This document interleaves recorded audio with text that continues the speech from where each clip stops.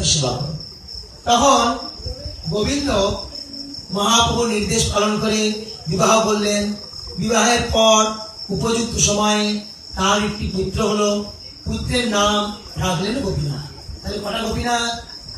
দুটো গোপীনাথ। হ্যাঁ, এইটাই খুঁজছিলাম প্রভু, এইটাই চাইছিলাম। বিগ্রহের নাম রাখলেন গোপীনাথ।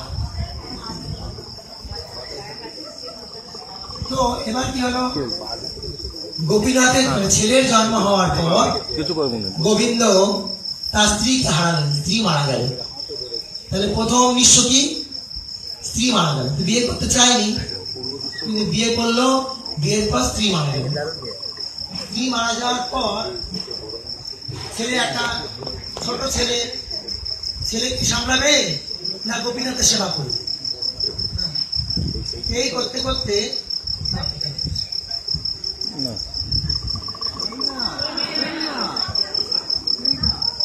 গোপীনাথের সেবা করবে। এক সময় কি হলো, স্বয়ং তো গোপীনাথকে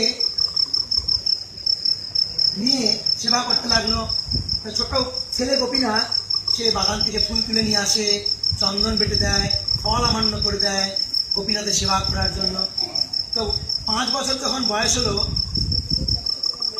গোপীনাথও মারা গেল, ছেলেও মরে গেল। বুঝতে পারছেন কেমন লাগছে শুনতে? আগে বউ মরলো, পরে ছেলেও মরে গেল। ছেলে যখন মারা গেল, গোবিন্দ ঘোষ খুব কান্না করতে লাগলেন। আর কান্না করতে করতে বলছেন যে আমি তো চাইনি সন্তান, আমি তো চাইনি বিবাহ করতে, তুমি আমাকে বিবাহ দিলে, তুমি আমাকে সংসারী করলে, আর সন্তান দিলে, আর আজকে সবকিছু কেড়েও নিলে। তুমি যদি আমার সাথে এমনই করলে, আমিও প্রতিজ্ঞা করলাম আমি আজ থেকে তোমার আর সেবা করবো না। মন্দিরের দরজা বন্ধ করে দিলেন। দরজা বন্ধ করে দেওয়ার পর কি করলেন না,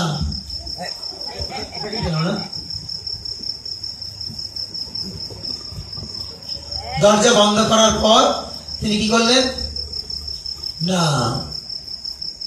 সেখানে শুয়ে শুয়ে ছেলেকে দাহ করে এসছেন। তারপর শুয়ে শুয়ে কান্না করতে লাগলো।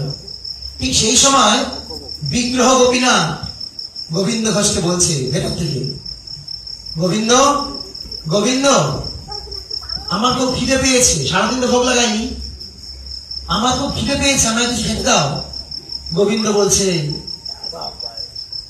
বলছে যে তুমি আমার সব কেড়ে নিয়েছো, তুমি পাথর, তোমার হৃদয় বলে কিছু নেই, আমি তোমাকে ভোগ লাগাবো না, তুমি এমনই থাকো। তুমি আমার ছেলে কেড়ে নিলে, আমি গৃহস্থ ছিলাম না, আমার কোনো ভয় ছিল না, কিন্তু আমি গৃহস্থ বানিয়েছ। তার ফলে আমার মৃত্যুর পর শ্রাদ্ধ করবে কি, নয়তো আমি নরকগামী হব। তখন গোপীনাথ বলছে তুমি কি মনে করছো তোমার একটি ছেলে, আমি তোমার কেউ না?